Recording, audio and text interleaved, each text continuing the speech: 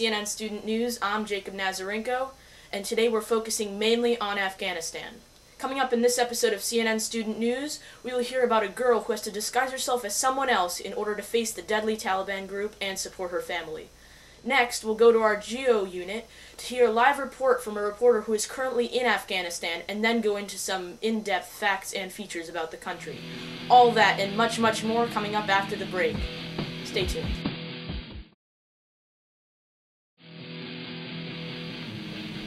Welcome back to CNN Student News.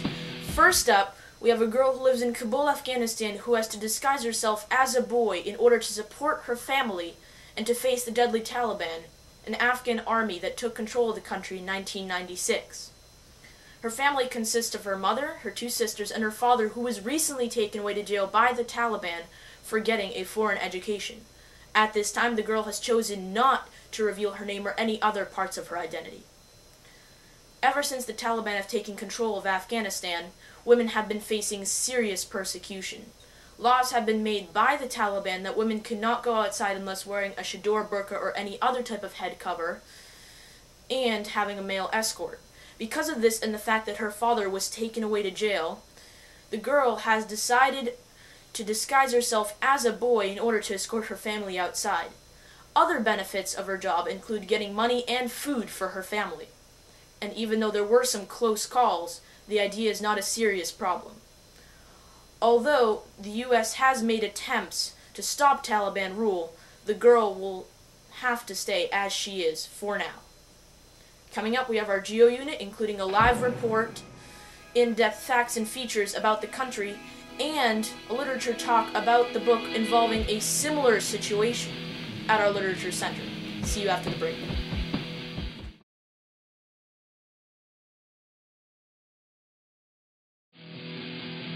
CNN Student News. This is our Geo unit, and we will be having two shoutouts today. Remember, both are dedicated to Swampscott Middle School SMS in Swampscott, Massachusetts. You ready? Here's your first one. Time for the shout-out. Your first shout-out.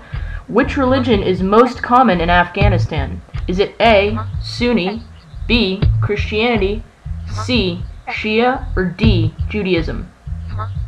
3, 2, 1, and here's the answer. A, Sunni.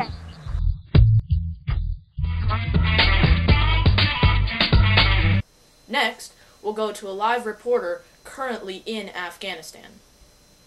Okay, anyway, can you answer a few questions for me? First of all, how is the climate in Afghanistan?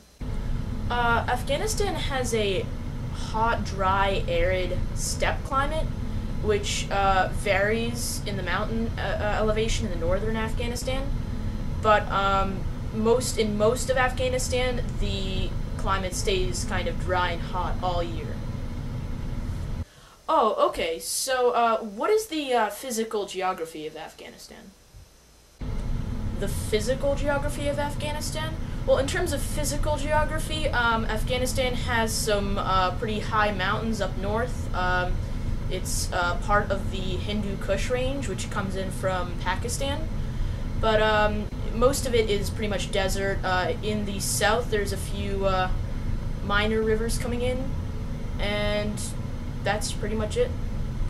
Oh, I see. Okay, last question. Have you met or seen any Taliban soldiers yet? Yes, I have seen some Taliban soldiers. They seem to be pretty nice to the tourists. And yeah, I obviously haven't met them in person, but yeah. Oh, okay then. Thanks for the answers.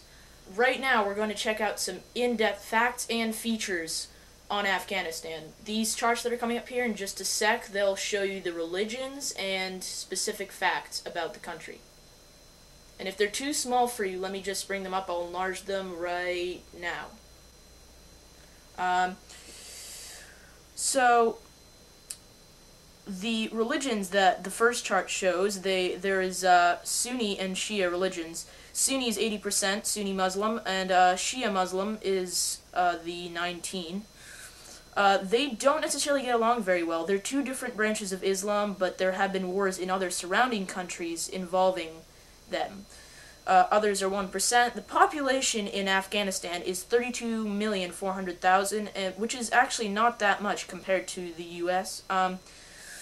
Its main languages, Dari and Pashto. GDP, gross domestic product, $900, which is very low compared to the U.S. Literacy rate also extremely low, 36%, but other surrounding countries have the same problem. The life expectancy is 44 years. That is not very well, but this is probably because of the poor medicine there.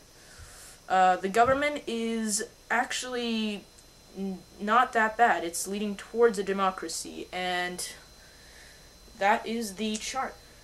Are you ready for your second shout out? Here you go.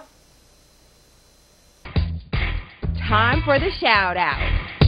Alright, here's your second shout out. True or false, does Afghanistan have the same type of government as the US? A, true, or B, false? 3, 2, 1, and here's the answer. A, true.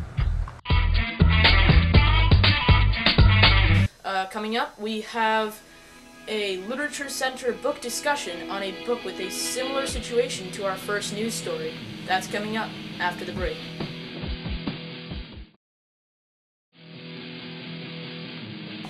Hey, welcome back to CNN Student News, and welcome to the CNN Student News Literature Center. Today we're going to be talking about a book called The Breadwinner by Deborah Ellis, and there should be an image popping up in a second. I have a copy here, and so the setting of this book is in Kabul, Afghanistan, and similar to our first news story today, the characters are Parvana, a girl, an 11-year-old girl, her two sisters, Nuria and Miriam, her mother, and her father, who was taken away by the Taliban, similarly to our first news story today. Because her father was taken away, Parvana decides to disguise herself as a boy in order to keep her family running. The themes of this story are courage, bravery, teamwork,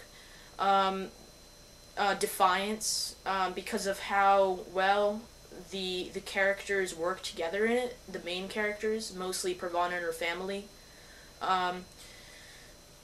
Because of this standing up for the Taliban, I would give it the theme of defiance also. It's told in third-person point of view, and my opinion about this book is that I really like this book is because it's full of action, and it really kind of catches your attention with its cliffhangers in each chapter and all of those other shocking pieces of information. For example, it gives you when the Taliban raided Parvana's home and took away her father, when her sister Nuria was getting married, when Parvana meets her school friend Shazia, when the town that her sister is in gets massacred. It's all really well thought out. What the author could have done better in this book is to show the emotions of the characters more, and in that way, in scenes, in intense scenes, like when the Taliban raided Parvana's home, it could have shown how Parvana reacted mentally, not just physically, and in other intense scenes, it could have shown how others, in comparison to her, reacted. But overall, the author did a really nice job highlighting the theme and highlighting in comparing the characters to each other, how they acted and what their personality is like. Also, what the author could have done better is maybe to focus more on people around Parvana and not just mainly Parvana. This is because we don't know what's going on in other parts of the book, even though this book is in third person. Maybe in scenes, maybe it could have shown what her mother and sister would have done during the massacre that took place in the town that her sister was getting married in. That would have been really, really smart to do. I recommend this book to anyone who enjoys the themes of courage, bravery, and teamwork, taking care of younger ones because of how Parvana took care of her younger siblings and how she and her friend Shazia took care of each other. I also recommend it to people who like reading books who are in those themes. There's really nice books about the Middle East that have those themes. Books like Iqbal by Francesco D'Adamo is one that I really recommend if you like this book. And that is pretty much it. Overall, I give this book 4 stars. And unfortunately, that is all the time we have for today, folks. I'm Jacob Nazarenko, and I'll see you next time here on CNN Student News. Thanks for watching.